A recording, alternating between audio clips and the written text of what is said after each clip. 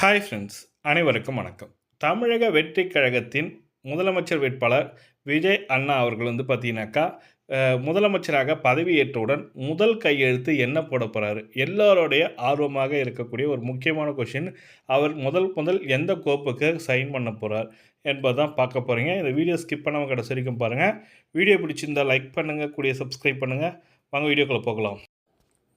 2026ஆம் ஆண்டு தமிழ்நாடு சட்டமன்ற தேர்தலில் வெற்றி பெற்று தமிழக வெற்றி கழக தலைவர் விஜய் அவர்கள் முதலமைச்சராக பொறுப்பேற்றதும் பெண்களுக்கு வழங்கப்படும் மாதாந்திர உரிமைத் தொகையானது மாதம் 1000 ரூபாயிலிருந்து 2500ஆக உயர்த்துவதற்கான கோப்பில் முதல் கையெழுத்திடுவார் என தகவல்கள் தெரிவிக்கின்றன. அரசியல் வட்டாரங்கள் தெரிவிக்கின்றன. அதை பற்றி தான் இந்த வீடியோவில் பார்க்குறோம். முதல் கையெழுத்து தற்போது 1000லிருந்து உரிமைத் தொகை 2500ஆக உயர்த்த முதல் திட்டமாக இருக்கலாம். அப்படி இல்லைனா பரந்தூர் விமான நிலையம் விவசாயிகளுக்கான எதிரான பரந்தூர் புதிய விமான நிலைய திட்டத்தை ரத்து செய்வதற்கான கோப்பிலும் முதல் கையெழுத்து இடம்பெற வாய்ப்புள்ளதாகவும் கூறப்படுகிறது.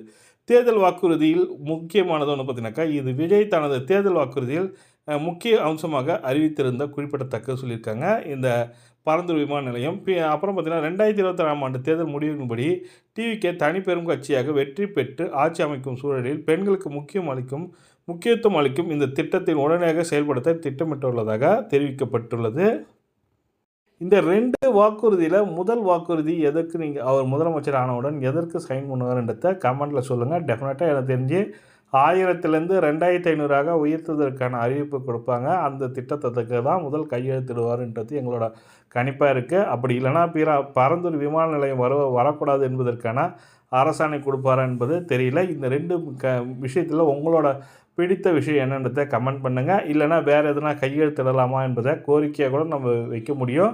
மக்கள் கோரிக்கையை அண்ணன் கண்டிப்பாக கேட்பார். முதலமைச்சர் ஆனவுடன் நம்மளோட சேனலில் எதனா வீடியோ பார்த்து மக்கள் ஷேர் பண்ணது மூலமாக பார்த்தாங்கன்னா கண்டிப்பாக மக்களோட கோரிக்கையும் நிறைவேற்றுவார். கமெண்ட்டில் சொல்லுங்கள். அந்த கமெண்ட்டை பேஸ் பண்ணி ஒரு வீடியோவை மேக் பண்ணி தரலாம். இந்த வீடியோ பிடிச்சிருந்தால் லைக் பண்ணுங்கள், கூடிய சப்ஸ்கிரைப் பண்ணுங்கள். நன்றி, வணக்கம்.